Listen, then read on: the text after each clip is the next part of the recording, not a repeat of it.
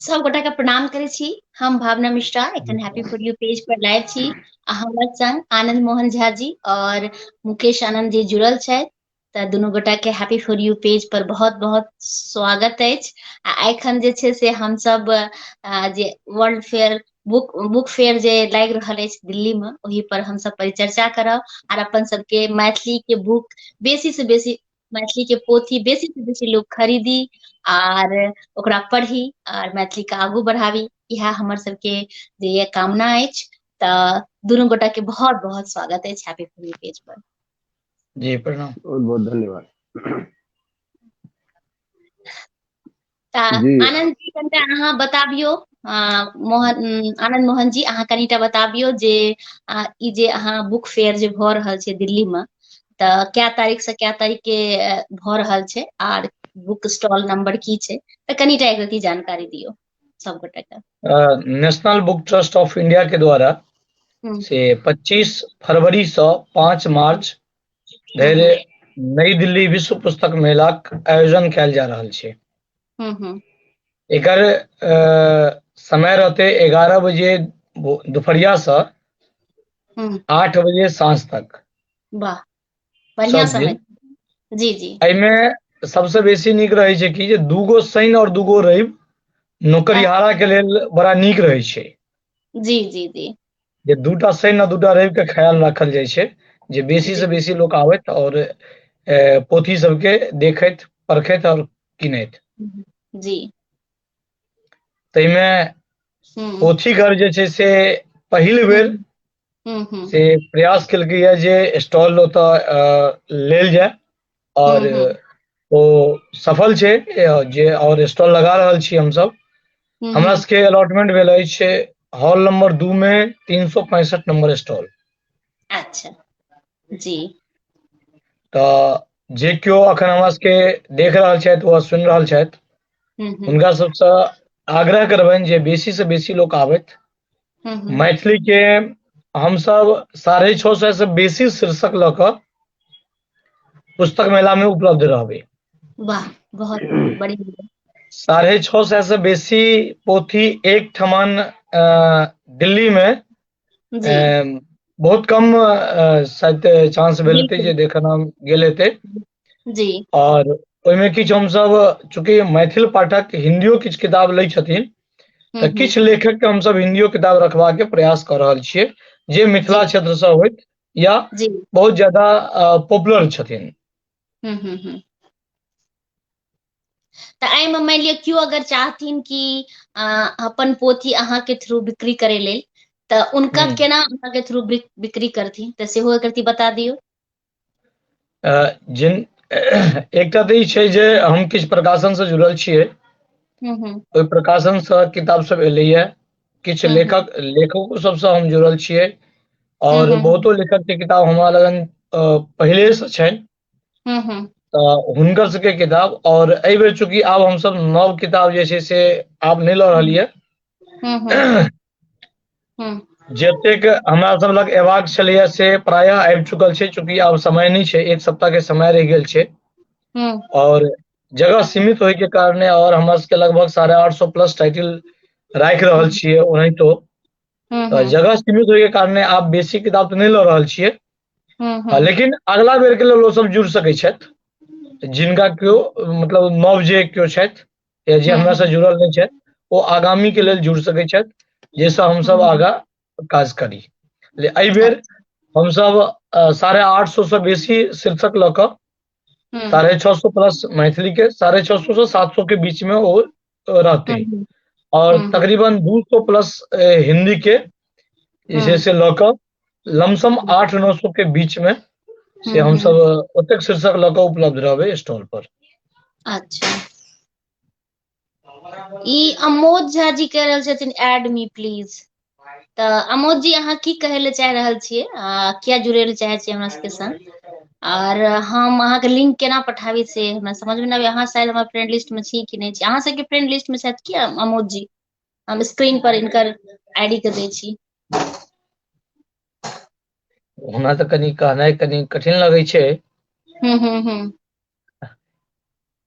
जी जी जी प्राय हाँ बहुत मित्र छथिन, 5 मित्र में जी जी जी जी जी लेकिन जी जी संभवतः हेथिन इनका जी कमेंट में लिंक पठायल जा सकै छै।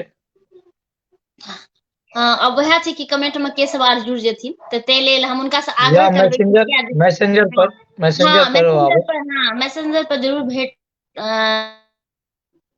हम भेज सके, मैसेंजर का भेज दो है तो पठा दै छी। तऽ मुकेश जी से भी हम पूछे ले चाहबै कि जे एतेक नीक काज भ रहल छै तऽ अहाँके की विचार अछि एहि पर अपन कनि शब्द कह दियौ। बिल्कुल, सबके जते दर्शक छै सबके बहुत बहुत प्रणाम, अहूँ सबके बहुत बहुत अभिनंदन। जी जखन ई बात पता चलल जे पोथी घर पहिल बेर जे मैथिली पुस्तक ले समर्पित संस्था है, ई घरे घर पोथी पहुंचाबै छथिन जिनका डिमांड होइ छै, हम हमरा सबके सबटा बुझल है। तो ई जी विश्व पुस्तक मेला से पैघ मंच की भ सकै छै। बिल्कुल विश्व पुस्तक मेला से कोनो पैघ एते नहि भऽ पैघ सकैए। मंच पर जी जे मैथिली के ई एकटा स्थापना भेलैया, तो सबसे पहले तो हम सबसे ई अपील करब कि अहाँ सब हॉल नंबर 2 में जाए, पुस्तक मेला करीब करीब जे पोथी प्रेमी छी सब जेबे करै छी, आ 365 जी नंबर स्टॉल, नंबर बहुत सुंदर छै, जना साल में 365 दिन होइ छै तो ओहिना याद रखे में बहुत सुविधा छै। तो हॉल जी नंबर जी 2 में स्टॉल नंबर 365 पर जरूर जाए। जी जाके ओतऽ आनंद मोहन जी के और मैथिली पोथी के जते लेखक छथि, अहाँके बहुत लेखक सबसे भेंट हैत, हमहूँ सब ओतऽ रहब। तो सबसे पैघ बात छै कि जते मैथिली प्रेमी छी, जी पुस्तक प्रेमी छी, वो ओइ स्टॉल के विजिट जरूर करियो। बिल्कुल और तब विजिट क के उनकर उत्साहवर्धन करियो। सबसे पहिल अपील हमर इएह रहत सब गोटा से, जी जे पुस्तक ओइठाम उपलब्ध छै, मैथिली साहित्य जे छै ई एकटा अखन कहि सकै छियै जे क्रांति के मोड़ पर छै। जै बिल्कुल तरह से लेखन भ रहल छै, जै तरह से एकर जे छै से पुस्तक खरीदल जा रहल छै, वो बहुत उत्साहवर्धक छै। और जी हमरा सबके बुझल है जे विधि विधान संगे विवाह संगे एक चंगेरा किताब, माइक्रो चंगेरा, ई सब जे बहुत चीज छै जे पोथी घर के देन छै। और जेना जेना एकरा मजबूती भेटतै तेना मैथिली साहित्य में सेहो बहुत जे प्रकाशक सब छथि, बहुत गोटे छथि, और जना तो उनको सबके ऐसा शक्ति भेटतै। और हमर ई सपना है जे विश्व पुस्तक मेला में 5टा कम से कम स्टॉल मैथिली के हेबाक चाही। ओइमे ओना तो पहिलेहो मैथिली में लोक सब स्थापित केलनि है, लेकिन वो डेडिकेटेड मैथिली ले नहीं छलै, ओइमे औरो काज सब होइ छलै आ मैथिलियो के पुस्तक रहै छलै। तो एकरा एकटा हम सब जे मौका के रूप में देखे छियै जे विश्व पटल पर मैथिली भाषा के अगर हमरा स्थापित करबाक है, मैथिली भाषा स्थापित छैहे, लेकिन साहित्य में एकटा सबल ओकर पाठक छै, ई यदि स्थापित करबाक है तो विश्व पुस्तक मेला में एहि स्टॉल पर जेबाक चाही, एकर अवलोकन करबाक चाही। और जे हम सब कऽ सकै छी, पोथी जे खरीदै छी, खरीदबे करै छी कतौ न कतौ सँ, तऽ एकटा सेंटर हेतै जतऽ सँ हम पोथी खरीदब।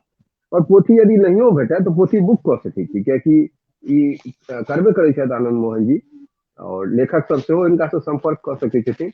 जेना अन्य भाषा छै, जेना बंगाली छै या जे कृष्णमूर्ति के बहुत सारा साहित्य छै, तो हम सब विश्व पुस्तक मेला सब बेर जाइते छी, ओकर बहुत संपर्क होइ छै। तो वो भविष्य में एकटा याद रखे जोकरक घटना हेतै, ये हमरा पूरा विश्वास है। और हर मैथिल के जे कोनो क्षेत्र में छै, विज्ञानों में किताब आबि रहल छै, मैथमेटिक्स में आबि रहल छै, साहित्य में तो छैहे, हर आयाम से ओकरा दृष्टि से ई एकटा हमरा लगैया अभूतपूर्व घटना हेतै।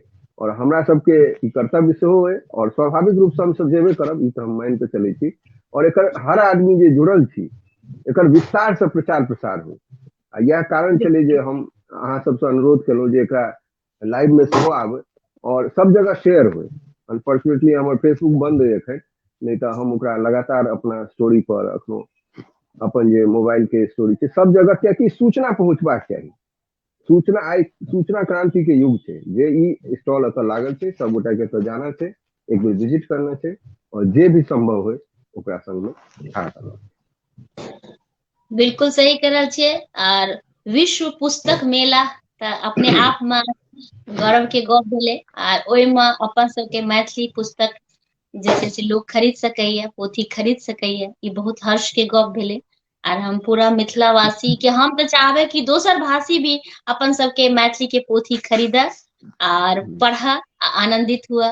किछ किछ वीडियो सब देखे छी विदेश में भी दोसर दोसर कल्चर के लोग सब जे छै मैथिली बाजै छथिन, मैथिली गीत गाबै छथिन, तऽ ओ देख कऽ सुनि कऽ मन आनंदित भऽ सकैया। आर एतेक नीक काज अहाँ सब कऽ रहल छी, ते वास्ते अहाँ सबके बहुत बहुत शुभकामना देब। और एनाहिए अपन सबके मैथिली के भाषा खूब खूब आगाँ हुआ। तऽ आनंद मोहन जी, हम चाहब कि कनि किछ किछ पोथी के नाम बता दितियै, आ जे अहाँ के पास एखन तत्काल अहाँ तो पोथी घरे में छी, पोथी के भंडार में ही छी, तऽ जी किछ जी किछ पोथी हमरा सबके देखा भी देतौ कि ई सब पोथी आ, अवेलेबल छै, मिलतै। हम हम जी प्राय जे छै से लगभग 200+ उपन्यास और कथा जी के पोथी उपलब्ध करे के प्रयास में लागल छियै। हम्म और ओहि के इतर जे छै से अहाँ हमर पाछू में देखैत हेबै जे कार्टून सब पैक छै, जी और धीरे धीरे पैकिंग चल रहल छै, तैयारी भऽ रहले है। जी और एहिमे किछु लेखक के हम नाम लेबनि, लेकिन हमरा सब संगे दिक्कत ई भऽ जाइए जे किछु नाम छूटि जाइ छै तऽ फेर हुनका हेतनि जे हमर नाम नहि लेलथि, तऽ से नहि केओ सोचैत। नहीं प्रायः नहीं हमरा नहीं लग जे हमर पुस्तक नाम छै छोड़ देबै, हमर नाम छोड़ देबै। जे जे पुस्तक हमरा लग पूर्व सँ उपलब्ध छै ओ तऽ रहबे करतै। किछु नाम हम लेब आवश्यक बुझै छियै, जेनाकि आदरणीय पंडित गोविंद झा जी,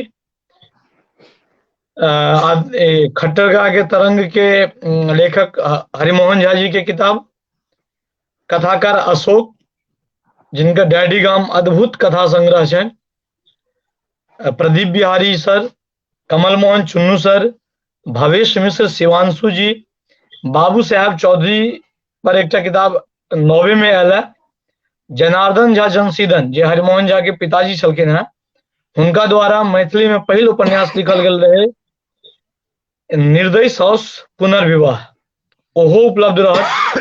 तकर बाद से लिली रे के सब किताब उपलब्ध रहत। लिली रे के सब किताब, एकटा बात बता दी जे लिली रे के सब किताब एक ठमन कतौ नहीं भेटत, सिवाय पोथीगर के। जी तऽ ओ सब किताब विश्व पुस्तक मेला में उपलब्ध रहत। तकर बाद जगदीश मिश्र जी के किताब उपलब्ध रहत, शिवशंकर श्रीनिवास, विभूति आनंद, ऋषि वशिष्ठ, मधुप जी के, शंकर मधुबान जी के, किरण जी के, मधुकर जी के, मतलब एहि तरह बहुत लंबा लिस्ट छै, हम कतेक नाम पढ़बै। किछु प्रकाशन के जे छै से सेहो किताब सब अहाँके उपलब्ध रहत। तऽ प्राय मतलब मैथिली में कहै छी जे लगभग 650+ टाइटिल छै, ओतेक टाइटिल के नाम लेब एतऽ कने मुश्किल छै। एते कम समय में 650 टाइटिल के नाम लेब या 300+ लेखक के नाम लेब सेहो कनी कठिना होइ छै, तऽ तें हम जी सबके नाम तऽ नहीं लऽ सकै, लेकिन ई सब प्रमुख छै। जीवकांत जी के 5 उपन्यास जे अछि से उपलब्ध रहत।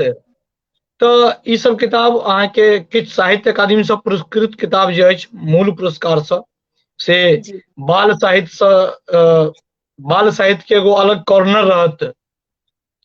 बालो साहित्य में लगभग 30-35 टा टाइटिल रहे के संभावना छै, प्रयास में लागल छियै। तकर बाद अहाँ बात केलिए, मुकेश सर बात केलखिन जे विज्ञान पर, तऽ हम अहाँके दूटा किताब देखाबी जे विज्ञान पर आदरणीय प्रेम मोहन मिश्रा जी के 3टा किताब हमरा लगन उपलब्ध छै, जे जी हुनके बहुत नीक काज कयल गेल छनि। एकटा मैथिली माध्यमिक रसायन भाग 1, वाह, तकर बाद से एकटा किताब तऽ पैक भऽ गेल छै, तें एखन ओकर नाम हमरा स्मरण नहीं अछि। दोसर छै आणविक वर्णपट विज्ञानक मौलिक सिद्धांत, वाह, इहो बहुत नीक किताब छै, और ई किताब पढ़क चाही लोक सबके। जी खासकर बच्चा के प्रोत्साहन करक चाहिए किताब सब जे मतलब मैथिली में बहुत कम लोग छथिन जो सिलेबस के अकॉर्डिंग काज करै छथिन जैमे हिनकर काज सराहनीय छै। बिल्कुल बहुत ही नीक तो ई सब किताब अहाँ के मैथिली में रहत। एहि के इतर यदि हिंदी के बात करै छी तो अखन प्रवीण कुमार झा जे नॉर्वे में छथि, डॉक्टर प्रवीण कुमार झा, हुनकर किताब रहत, पुष्यमित्र के रहत, तकर बाद से अहाँ के नवीन चौधरी जी के रहत, रामधारी सिंह दिनकर के रहत, तकर बाद अहाँ के और किछ के राइटर सब के प्रेमचंद के जेना साहित्य भ गेल, प्रेमचंद के साहित्य अहाँ के भेट जायत, हजारी प्रसाद द्विवेदी के भेट जायत, जयशंकर प्रसाद के भेट जायत, फणीश्वरनाथ रेणु के भेट जायत। एहि तरह बहुतो मतलब लेखक छथिन जे फेमस लेखक छथिन, हुनकर हम सब कथा उपन्यास वा और जे कोनो रचना हुनकर छनि से सब हम सब प्रयास कर रहल छियै जे हिंदियो में किछु किताब राखल जाय, जैसे मैथिल पाठक जे हिंदियो पढ़ै छथिन और हिंदी बहुत पढ़ै छथिन तो हुनका सबके और ठमन नहीं भटकऽ पड़े हिनका सबके लिखे लेल। तो मैथिली के तो विशाल रहबे करते, संगे हिंदी के सेहो किछु हम सब प्रयास कर रहल छियै जे ओतऽ राखल जाय। प्लस मिथिला से जे जुड़ल छै पुरातत्व पर किताब, इतिहास पर किताब, ओ किताब सब सेहो हम सब प्रयास कर रहल छियै ओतऽ उपलब्ध करबा के। बहुत ही हमर पूरा टीम काज कर रहल छै ताहि के लेल। बहुत बहुत अहाँके शुभकामना। आर जेना कि कुछ मैथिली व्याकरण ओहो सब किछु पोथी छै अपने के पास अवेलेबल रहते की? जी निश्चित रूप से बच्चा के लेल सेहो छै व्याकरण और सीनियर लोग सब के लेल सेहो व्याकरण छै। दूटा लेखक व्याकरण अहाँ के जे छै से ओतऽ उपलब्ध रहत, भाषा विज्ञान के किछु किताब उपलब्ध रहत, शब्दकोश उपलब्ध रहत, दू तरहक शब्दकोशो उपलब्ध रहत, और बेसी से बेसी आलोचनात्मक किताब उपलब्ध रहत। अहाँ के जे शब्दकोश छै त जेना की होइ छै ने कि जेना बहुत गोटा बाहर रहै छथिन या जे मैथिली कम बुझै छथिन बाहर में रहलखिन हँ, तऽ हिंदी से मैथिली छै या इंग्लिश से मैथिली छै, कोन वाला अहाँ के पास व्याकरण छै? मैथिली से मैथिली छियै ई दुनू शब्दकोश। अच्छा मैथिली से मैथिली छै। हाँ, ई दुनू शब्दकोश। हाँ, एखन कोनो एहन पोथी छै अवेलेबल जे कि अहाँ के पास जे हिंदी से मैथिली में हुआ या इंग्लिश से मैथिली में सेहो छै अवेलेबल? नहीं, वर्तमान में एकटा शब्दकोश छै लेकिन फिलहाल वो प्रिंट में नहीं छै। अबै वाला समय में वो प्रिंट में आबि जेतै जे अंग्रेजी से हिंदी मैथिली छै। अच्छा अंग्रेजी, हिंदी आ मैथिली तीनू छै ओहिमे संभवतः। अच्छा अच्छा, किनकर छै? कल्याणी फाउंडेशन से छपल छै, कल्याणी कोश ओकर नाम छियै। अच्छा, लेकिन वर्तमान में वो प्रिंट में नहीं छै। ओ के लिखने छथिन? वो पंडित गोविंद झा के द्वारा संपादित कयल गेल छनि। अच्छा, चलू बहुत नीक काज अहाँ सब कऽ रहल छी आर हम सब गोटा के से आग्रह करबै कि अहाँ सब बेसी से बेसी स्टॉल पर जाओ, अपन सबके मैथिली के पोथी खरीदू। हम जी किछु कहऽ चाहै छी। हाँ, जी जी एहिमे देखिए एकटा ई बात सब तरह मतलब साधारणतया मानल जाइ छै जे मैथिली के किताब हेतै तऽ विद्यापति के गीत हेतै, पाबनि तिहार के अथी हेतै, विधि हेतै, खाना के अथी हेतै, रेसिपी हेतै। तो जे तरह से विस्तार से आनंद मोहन जी बतेलनि हैं जे सब आयाम जे छै मैथिली के ताहि पर किताब राखल गेलै है। तो जते गोटे सुन रहल छी, अगर अहाँ दिल्ली में छी तो जरूर विजिट करू। जब बाहर छी कोई तो अपन जते सर सम्बंधिक छै उनका सेहो अहाँ कहि सकै छियै कि वो जरूर अहाँ के बिहाफ पर पुस्तक मेला के जखन ओतऽ जायत तो ई चीज के विशेष रूप से देखथिन कि मैथिली के कते विस्तार भ रहल छै।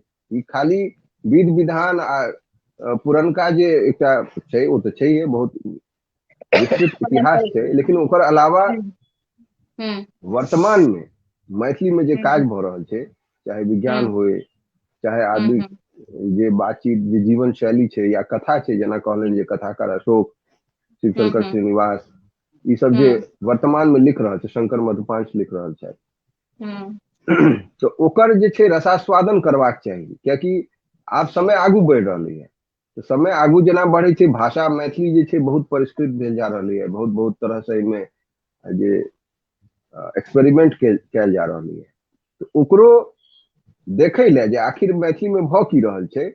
और ओहि तरह से एकटा हमर सबके मैथिली के कमजोरी है, मैथिली के लेखक सबके कमजोरी छै जे अपन पोथी के प्रचार नहीं करै छै, जे कनी असोकर्ज बुझाइ छै जे पैघ पैघ लेखक छथि, ओना हम सब तो बहुत प्रचार केलिए और हम अपनो पोथी के बहुत प्रचार केलहुँ और बहुत बिकेबो कैल। तो जमाना जे आइ काल्हि छै जे आग्रह के वस्तु छै, अगर अहाँ बहुत बेसी से बेसी लोग ओतऽ पहुँचते, उनका एहि चीज से रूबरू करायल जायत कि काफी विस्तार भ रहलै है। और एना नहीं छै जे मैथिली पढ़ते बच्चा तो ओकरा आधुनिक जानकारी नहीं भेटते, और लेखक सबके सेहो एहिठाम जेबाक चाही जे अलग अलग आयाम केना निखरि के आबि रहलै है। और हमरा उम्मीद है जे नेशनल बुक ट्रस्ट और साहित्य अकादमी पटनो के जे मैथिली अकादमी छै, ई सब एकर सबके जे मैथिली विंग छै ओ पोथी घर के सहयोग करते, और जते गोटे एहिसँ संबंधित छी, जतऽ आवाज हमर सबके पहुँच रहल है वो कतौ छै, तो वो अपना तरीका से दिल्ली में जे उनकर लोग सब छथिन उनका जागरूक करे, और ई देखथिन जे केहन विस्तार भेलै है, केना लिखल जा रहल छै। और जेना ई हर विषय पर कहलखिन किताब छै, शब्दकोश छै, तो वो सब जे समस्या लिखै वाला के समस्या जे गंभीर लेखन करै छथि, लिखै तऽ सब छथि, जे गंभीर लेखन करै छथि उनका सब ला ई अस्त शस्त्र छै जे अपन भाषा के विस्तृत करे। तो वो जेना सब चीज पर आइ काल्हि बहुत माने गहन अध्ययन चलि रहल छै, तहिना हम आनंद मोहन जी से सेहो आग्रह करबनि, अहूँ सबसे आग्रह करब जे एकरा प्रचार प्रसार के जरूर करिए, कियाकि जब प्रचार प्रसार नहीं करबै तो कतबो नीक चीज छै। हम पहले शुरुआत में कहलहुँ विश्व पुस्तक मेला छै, ओहिमे मैथिली के स्टॉल लागि रहल छै, औरो लोग सब मैथिली किताब रखै छथि, तो एहिसँ पैघ पटल नहीं भ सकै छै, और एकर हमरा सबके पूरा पूरा उपयोग करबाक चाही। यह हमर आग्रह रहत सब गोटे। नहीं, बिल्कुल सही कह रहल छियै, और सब गोटा से हमहूँ आग्रह करबै कि पुस्तक मेला में जाओ, विश्व पुस्तक मेला में जाओ और अपन मिथिला के पोथी खरीदू, अलग आनंद के अनुभूति है। और आन बेर तऽ हमहूँ बहुत बेर गेलहुँ हँ, दोसर दोसर पोथी सब ढेर सारा खरीद के आनलहुँ हँ विश्व पुस्तक मेला से। एहि बेर और गर्व के है कि अपन पोथी, अपन मैथिली के पोथी खरीद के आनब, तऽ ज्यादा गर्व के है। तऽ बहुत नीक, बहुत बहुत शुभकामना अहाँ दुनू गोटा के, सब गोटा के, पूरा मिथिलावासी के बहुत बहुत शुभकामना। किछ और आनंद मोहन जी अहाँ कहे ले चाहतियै? हम लास्ट में एकटा और हम सूचना देबऽ चाहबनि जे पोथी अहाँ के स्टॉल पर नहीं भेटैया, और हमरा से गप केला के बाद हम यदि अहाँ हमरा पोथी के नाम बतबै छियै तो हम अहाँ के प्रायः बता देब जे किताब भेटत या नहीं भेटत जी। जब भेटत ओकर यदि अहाँ अग्रिम भुगतान कर दै छियै तो जे विश्व पुस्तक मेला के रेट रहते ओहि कंडीशन के अकॉर्डिंग जे छै से अहाँ के डिलीवरी चार्ज नहीं लागत, और अहाँ के घर तक पोथी पहुंचा देल जायत 15 दिन के भीतर में। वाह, बहुत सुंदर, बहुत बढ़िया। ई हम सब एकटा प्रयास कर रहल छी। अहाँ ऑर्डर कर दियो, किताबक नाम लिख दियो, अहाँ पेमेंट कर दियो, पेमेंट जे आबि जेतै ओहि के पुस्तक मेला समाप्त भेला के बाद, यानी कि मार्च के लास्ट तक हम सब किताब डिलीवर कर देबै। वाह, बहुत सुंदर, बहुत नीक। ई हम सब एकटा प्रयास कर रहल छी। संगे और किछ हम सब ऑफर ओतऽ लऽ कऽ आयब, ओहिमे हम सब प्रायः लागल छी। संगे जेना कि सर कहलथि जे विगत लगभग 6 महीना से सरो उपहार के जे छै से लाभान्वित भेलथि है। माइक्रो चंगेरा, माइक्रो चंगेरा हम सब पहले चंगेरा, एक चंगेरा पोथी के योजना बनेने रहिए, हमहूँ शामिल रही, बिल्कुल हमहूँ शामिल छी। ओकरा बाद जे छै से हम सब माइक्रो चंगेरा जे छै से अनलियै, एहि लऽ कऽ जे जेना केओ जन्मदिन में जाइ छथिन, विवाह में जाइ छथिन, तो सामान्यतः देखल जाइ छै जे 501 रुपया के इन्वेलप लऽ के जाइ छथिन। जे जनरल लोग के बात छै से कहि रहल छी, तऽ 501 रुपया के इन्वेलप नहीं, अहाँ 501 रुपया के किताबक पैकेज लऽ सकै छी, जाहिमे हम सब 5टा किताब देब, जाहिमे यदि विवाह से अहाँ के कोन चीज में जेबाक से सूचना दऽ दिअ। तो जब विवाह के छै तऽ विवाह के संबंधित, गीतनाद से संबंधित, मधुश्रावणी से संबंधित, भानस भात से संबंधित, पाबनि त्योहार से संबंधित, और कथा उपन्यास से संबंधित, मतलब सब टाइप के मिक्स क के 5 गो किताब 5 विधा के अहाँ के ओहि में हम देब। वाह, 500 501 रुपया में तो टका बहुत, 501 टका में तो बहुत पोथी अहाँ सब देबै, ई तो बहुत नीक बा। 501 टका में हम अहाँ के भारतीय डाक से यदि अहाँ मंगबै छियै तो हम डिलीवरी चार्ज सेहो अहाँ के नहीं लेब, वाह और अहाँ अपना घर में मंगा कर राख सकै छी ई पैकेज। वाह, बहुत सुंदर। तकर बाद यदि अहाँ जन्मदिन में जाइ छियै तो बच्चा के जन्मदिन में जाइ छियै तो बाल साहित्य से जुड़ल ओहिमे किछु किताब हम अहाँ के ऐड कऽ देब। तो जई तरह अहाँ के आयोजन में जबा के हमरा बता दिए जे ई टाइप के किताब चाहिए, हम अहाँ के ओई टाइप के बना के पैकेज, और 501 टका में अहाँ हमरा 501 टका पठेबै, हम अहाँ के 501 टका में घर तक पहुंचाब किताब। वाह, तो बहुत नीक। बहुत लेकिन ओहि के लेल एगो जे टाइम पीरियड छै से अहाँ के देबो पड़त। ई कएक बेर होइ छै जे हमरा काल्हिए चाही तो कुरियरो काल्हि नहीं पहुंचाबै छै, ओहि जगह पर हम सब कनी बाध्य रहै छियै। नहीं सही बात छै, ओमे तो टाइम हफ्ता छै, 10 दिन जे के वो टाइम देबो। ट्रांसपोर्टेशन टाइम छै वो देबो पड़तै। नहीं सही बात छै, पहिने से आप प्रिपेयर भ के करियो, सही बात। हाँ, ओहि के लेल हम सब सेहो प्रयास में छियै। और मुकेश आनंद सर तो कएक बेर लाभान्वित भेलथि है, और कए ठमन इवेन अपने यदि पार्टिसिपेट नहीं भेलथि है तो ओतऽ हमरा द्वारा से पठवायल गेलै ओतऽ किताब। वाह, सही बात। बहुत माइक्रो नीक। चैनल एखन जे सूचना देलहुँ ई बहुत नीक सूचना अहाँ के रहा, बहुत गोटा के ई गप नहीं पता रहे। 501 रुपया तो एकदम मिनिमम भेले। आर दोसर हम एकटा चीज और कहै छी, एकटा चीज हम और कहब, ओना एहि सब चीज के लेल हम सब दोसर दिन कहियो फेर से आयब। सामान्यतः अहाँ world book fair, new Delhi world book fair में जा रहल छियै, अहाँ वर्ल्ड बुक फेयर अहाँ के केना मोन रहत? ओहि के लेल अहाँ की करै छियै? या कोनो भी कार्यक्रम में अहाँ जाइ छियै, अहाँ के कार्यक्रम कोना याद रहत? अहाँ के जन्मदिन में हम गेलियै, हमरा कोना याद रहते जो हम भावना जी के जन्मदिन में गेलियै? वह अहाँ के केना याद रहत जे आनंद मोहन हमरा जन्मदिन में एलथि? जी। तो एहि में हम सब केलियै कि जे कए आदमी के अप्रोच केलियै, और प्राय काज भ रहलै है पर कि अहाँ जे कोनो भी कार्यक्रम में जाइ छी, या जन्मदिन होय, विवाह होय, या कोनो सेमिनार छै, या कोनो वर्ल्ड बुक फेयर छै, अहाँ वर्ल्ड बुक फेयर छै तो एकटा किताब किनियो, मात्र एकटा किताब कम से कम किनू। या कोनो कार्यक्रम भ रहल छै तो ओतऽ स्टॉल छै किताबक, तो एकटा किताब जरूर अहाँ किनू। जे अहाँ के ई याद रहत ई किताब कतऽ किनलियै तो 2023 के वर्ल्ड बुक फेयर में किनलियै। ई किताब कतऽ किनलियै तो फलना ठमन के कार्यक्रम में किनलियै। ई किताब कतऽ किनलियै तो पटना पुस्तक मेला में किनलियै। ओ कार्यक्रम के अहाँ से कनेक्ट करत ओ पोथी। दोसर, अहाँ के जन्मदिन में हम गेलहुँ तो हम पोथी लऽ के जाय, जैसा अहाँ जे छै से हमरा जखन पोथी देखबै तो कहते अरे आनंद मोहन जी आयल रहथि जन्मदिन पर तो हमरा ई पोथी देने रहथि गिफ्ट। तहिना हमहूँ सब जब हमरा जन्मदिन में केओ अबै छथि तो हुनका रिटर्न गिफ्ट की दै छियै? तो किएक ने एकटा पोथिये देल जाय रिटर्न गिफ्ट के तौर पर, जे हमरा याद रहत जो हम अहाँ के जन्मदिन में गेल रही तो हमरा रिटर्न गिफ्ट में ई भेटल रहे। तकर बाद से अखन उपनयन और एकादशी जाग के प्रचलन चलल छै, जी लगन तो आबि गेल छै। जी। एकादशी जाग में प्राय आब मिथिला में से 10 से 12 लाख रुपया जनरली उपनयन में खर्चा भ रहलै है। जे कनिक ठीक ठाक परिवार छै, हरेक गांव में एक दूटा एहन परिवार छै जे 8-10 लाख रुपया खर्चा होइ छै उपनयन में। बिल्कुल। ओतऽ हम सब किएक ने धोती दै छियै, बहुत ठमन लोटा दै छियै। तऽ लोटा के एक समय में प्रचलन छलैया, एहि दुआरे देल जाइ छलैया लोटा जे ओहि टाइम में जलपात्र बहुतो लग नहीं रहै छलनि हैं, अभाव रहै छलनि। ओहि बहाने एकटा जलपात्र होइ छलैया जे जल पीबा में सहयोगी होइ छलैया। सही बात। लेकिन वर्तमान के परिदृश्य जब देखै छियै तो लोटा के स्थिति ई छै जे घर में एगो दूगो ट्रंक अहाँ के लोटा से भरल रहैया। तो ओहि ठमन यदि हम सब लोटा के जगह पर पोथी देव शुरू करिए, या धोती दै छियै, या कोनो वस्त्र दै छियै, वस्त्र के संग एकटा पोथियो देव शुरू करिए। लोटा दै छियै, लोटा के संग अहाँ 200 या 500 700 के एगो लोटा दै छियै, 150 के एकटा पोथियो अहाँ गिफ्ट में दऽ सकै छियै ब्राह्मण के।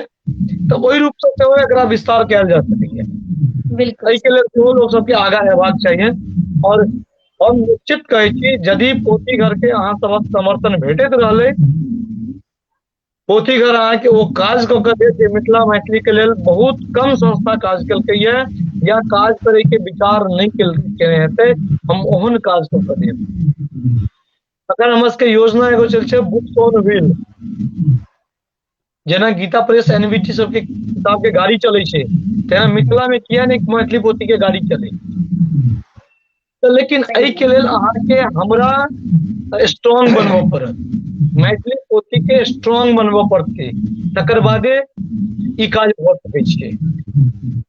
तो एहि सब पर हम सब बाद में चर्चा करब पुनः जुड़ कऽ।